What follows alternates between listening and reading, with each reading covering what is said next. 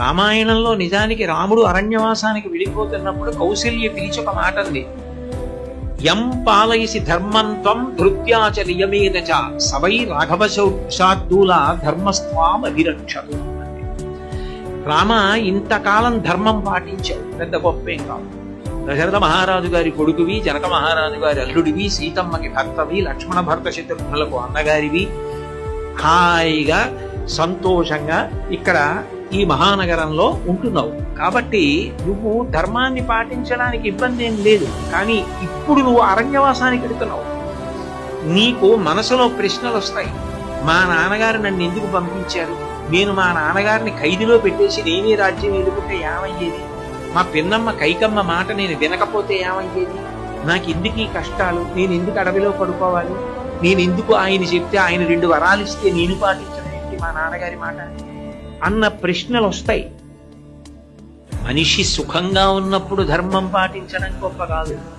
కష్టంలో ఉన్నా కూడా ధర్మాన్ని విడిచిపెట్టకుండా పట్టుకోగలిగితే నీ కథ యుగాలు మారిపోయినా మిగిలింది.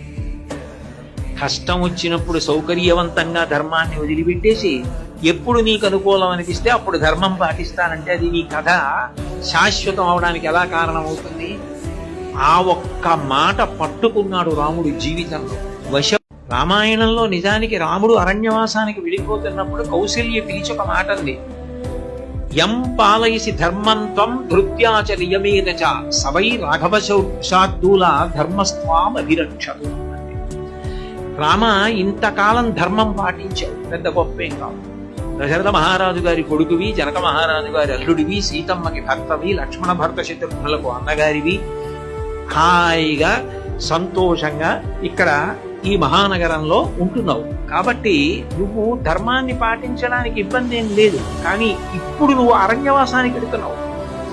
నీకు మనసులో ప్రశ్నలు వస్తాయి.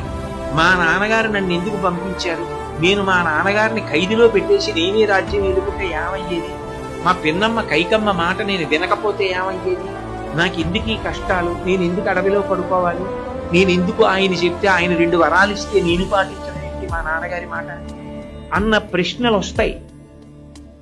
మనిషి సుఖంగా ఉన్నప్పుడు ధర్మం పాటించడం గొప్ప కాదు. కష్టంలో ఉన్నా కూడా ధర్మాన్ని విడిచిపెట్టకుండా పట్టుకోగలిగితే నీ కథ యుగాలు మారిపోయినా మిగిలింది. కష్టం వచ్చినప్పుడు సౌకర్యవంతంగా ధర్మాన్ని వదిలిపెట్టేసి ఎప్పుడు నీకు అనుకూలం అనిపిస్తే అప్పుడు ధర్మం పాటిస్తానంటే అది నీ కథ శాశ్వతం అవడానికి ఎలా కారణం అవుతుంది? ఆ ఒక్క మాట పట్టుకున్నాడు రాముడు జీవితంలో.